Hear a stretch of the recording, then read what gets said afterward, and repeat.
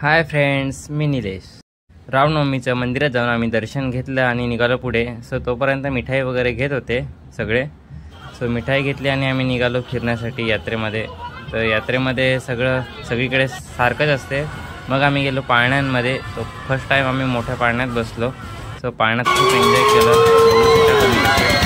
So वरतून खाली येताना एवढं सगळं पोटातलं वर येत होतं, पण एन्जॉय केलं.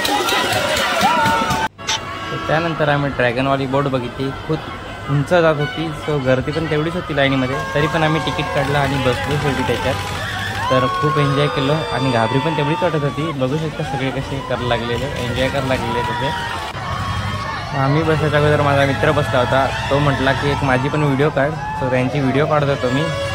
ते ओरडत तसे होते जसं काय मोठा सेलिब्रिटी आला असावा. त्यानंतर आम्ही बसलो टोरामध्ये.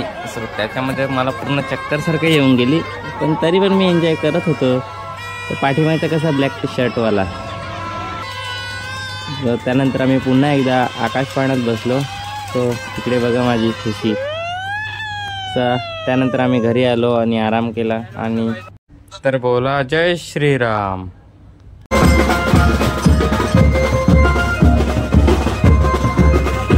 मित्रांनो, दुसऱ्या दिवशी पालखी घरी आली आणि पालखीचे दर्शन घेतलं.